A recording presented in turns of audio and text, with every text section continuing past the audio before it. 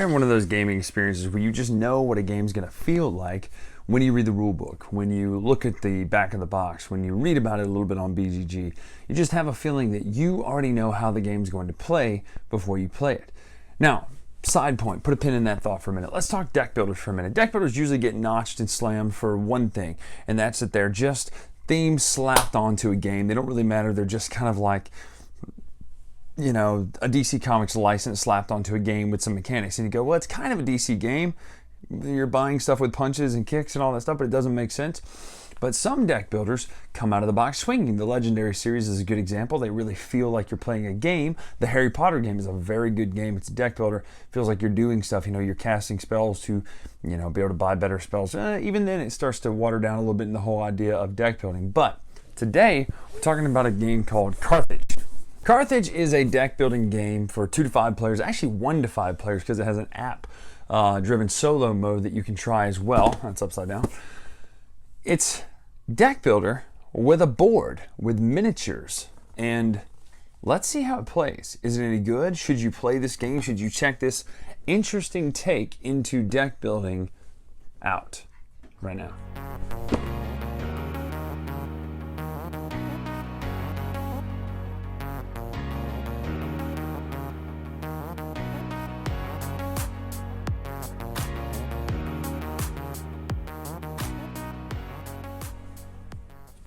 So this is the basic setup here. You've got your board with your different hexes on it out here, different bonus tiles in the middle of this kind of red section here, some spiked wall column things over here, and then your miniatures. Now check this out, a deck building game with miniatures, and really nice looking miniatures too, like really detailed in each player color. The player colors are blue, green, red, yellow, and purple. As we all know, Carla plays as green, and green wins games, as it did, I believe, last night when we played. I believe Carla won, but let's see if I can get that to focus on that, because the miniatures are just really great. They're really, really nice looking pieces. Everybody gets their own player board here with a starter deck. The starter deck comes with 10 cards, a la most deck building games, and there are symbols at the bottom of each card. This is going to be a very easy run through of how to play the game. Now, there are a bunch of modules that you can add to the game to make the experience even more and more, but we're going to talk about the basic game right now. For instance, here's the basic symbols: movement, favor, damage, or damage bonus with knockback or other things. That's the basic symbols. Now up here there's 5 cards that come out of the action deck where you buy your normal cards like in a deck builder game. So you've got your cost of the cards up here where you can buy them. But let's go through the phases right now. First of all, there's the action phase. Well, there's the theater card flips up first. Theater card flips up first. You've got things like this: calm before the storm. All players may immediately focus the card. Focus is an action we'll talk about in a minute. There are things like this where it says end of actions in that middle section there, that middle red section. You gain 2 movement and you get to do 2 damage if you're adjacent to someone. Just all kinds of little conditions that change the round, basically. You have your action cards. You draw 5 of them, a la most deck builders. 1, 2, 3, 4, 5. You then play your cards out. You have to resolve the entire card first before you do anything else. So this card, it would be +2 movement. So let's say I'm playing as the green here. That would be 1, 2. I would also gain a favor. This token moves up on the favor track. This is what you spend later to do actions with this symbol here. I would then pick one of these 3 symbols. That's what the slash means. So I'm going to move again. Let's just say I'm going to get over here. Here, another move this way to there. Actually, I'm going to move on to here. And then I'm going to do these. If they hit, they do extra things, but obviously I can't hit anybody. Now, let's just say I was here. Had I moved into this space here, well, then I would do 1 damage, causing knockback. Your damage is calculated up here at the top. This is your armor value. So the red player would take -1 damage. He would also knock back into the wall, which would cause another damage. So he would take 2 damage for that. The green symbol, which I don't believe anybody starts with, you'll see it here, it heals you 2. Now some of these are interesting because this card here, it costs you 5 favor points to buy. It does 7 damage to somebody else, but you lose 2 health when you do it. So it's kind of neat. Different variations on those sort of things. And that's it as far as the actions. That's all you can do. You can move around the board, you can attack, you can heal, you can do knockback, you can pick up these bonuses. If you land on these, you get the bonus listed on it. So this one heals, you flip it over until the end of the round. This one gives you a favor, same thing. You just get those bonuses. Now then everyone does that. They do their turns in player order, and after that, everyone does the favor phase. And this phase is where you spend your favor points that you've collected during the round. So let's just say I have 5 points. I could then, let's go through these actions. For 1, I could take first player. First player gets the first player token. They get to go first in the next round, obviously. 2 would be lobby, which means you can go through the discard pile of these theater cards, pick one to choose to put on top. So if you really liked one and you knew it could work good for your next one, so this one, if you're in the middle of the section, you gain the ability to give 4 damage to someone, you'd put it on top knowing that that's going to be there next time. Now, however, if someone else lobbies after you, theirs goes on top of yours, meaning it puts it further down. Next over here is focus. You remove a card from your discard pile and place it in the focus pile. Basically, it's freeing up your hand, getting some gummier cards out of your hand to do better, like these single 1 movement cards. You want to get that out of your hand. Evaluate lets you replace all 5 of these and deal out 5 more. When you spend, you can also buy a card that's out here. So for 5 favor points, you can buy that, spend those to 0, take this, put in your discard pile. Same as normal deck builder rules. When you run out of cards to put into your hand, after you deal back up to 5. When you run out of cards in your hand or your deck to draw from, you shuffle your discard pile, deal from there. So it makes your deck better and better and better, hence the whole deck building point. If you die, there's a couple different options. Now you can play with these beasts in the game normally, but if you die, because it is a player elimination game, you can become a beast of the arena. Something like a desperate fan or a glorious peacock, helpful chimp, a hyena runt, ragged old lion, rare saber tooth, proud silverback, and charging rhino. Now these are interesting because you can't win as an animal, but what it means is if someone targeted you the whole time, you can help get some retaliation on them, or you can heal someone who helped you during the game. That's what the glorious peacock does. But like the ragged old lion, he enters inside the middle here. He can move 1, does 3 damage. Now they do have health in the top, but they only get 1 action. This is all you get to do once you're eliminated, but it is kind of neat that you still get to do something after you've been eliminated. There are different modules. You can add equipment cards to people. Everybody can get kind of these own equipment things, sandals, bola, a harness for the different people here.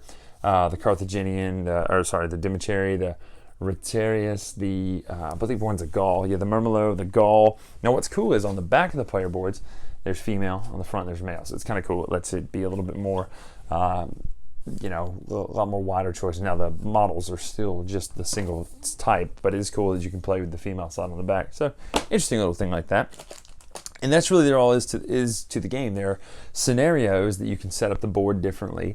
There are different modules that you can add here and there. Like I said, these cards are the legendary theater cards, or some of the beast you can just add into the game. But there's also a single player app driven game, and I have not checked that out, but just the idea of a single player app driven game is pretty awesome that it's there.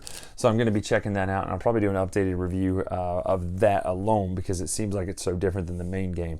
But that's it. That's how you play the game. It is a deck builder that is actually a board game, and that to me is a fantastic idea. So let's come up, look at final thoughts, and end this thing.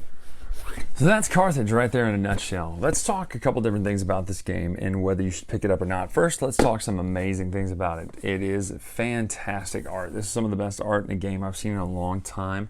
I believe Luke Simon did the art, the designer and kind of head behind the project. I believe he did the entire game as far as art and everything. Fantastic art. It reminds me of kind of a mixture of Metal Gear Solid 1, the instruction booklet from the PlayStation, and some of the concept art, or even the comic book from Metal Gear Solid, as well as like some Frank Miller's 300 is what it really feels like, the art. Fantastic. Some of the best looking art in a game out there. It's all black and white, but it's really done in a real artistic style. I can't explain it. I don't know exactly what to compare it to, but that's the closest I can come to. Would be like a mixture of those, Metal Gear Solid 1 art, concept art, meets 300 by Frank Miller, in that Frank Miller style too, not necessarily the Zack Snyder movie. But fantastic looking art all the way around. The miniatures are awesome. The board looks great. The cards look great. All of the art looks really, really good. It's a win all top down from the art and everything. It looks fantastic. It's a great looking game. I still do not know what this is though, and someone can help me with this. Is this a leg? I'm not sure what this symbol is. Is that Carthage? Is that the area of Carthage? I just don't know what this thing is right here on the front of the box right here. I'm not entirely sure. Maybe it's salt, where they salted their land. Sad story. I don't know what that is, but Anyway, that's enough of the art. Gameplay mechanics. I loved the way this played for a deck builder. Here's why. Because most deck builders don't feel like you're doing anything. They just feel like you're laying cards down to get more cards. This one feels like your cards matter. You have cards in your hand that you're building your deck for so you can do stuff on the board. I think that's a fantastic idea. I have not seen this done anywhere else, and if it's the first time, fantastic. If it's not, well then also good.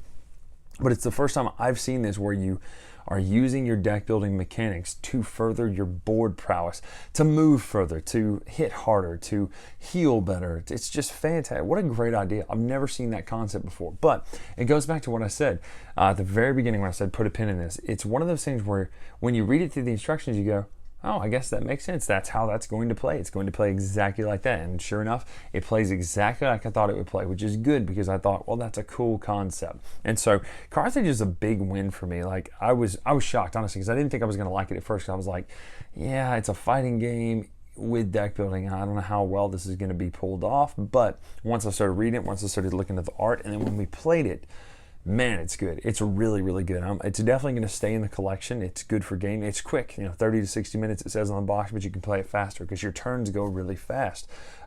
Still excited about checking out that solo and co-op mode with the app, but this is a win. You need to go check out Carthage. It's about SAS Creative. Luke Sinan, I believe is how you say his name, is the designer, artist, and all that sort of stuff. Definite win. Go check out Carthage. That's Bryan Drake on the latest retro telling you many, many good things about Carthage. I guess it was a Kickstarter, but now it's coming to mass market or something like that. But my gosh, this is a good game.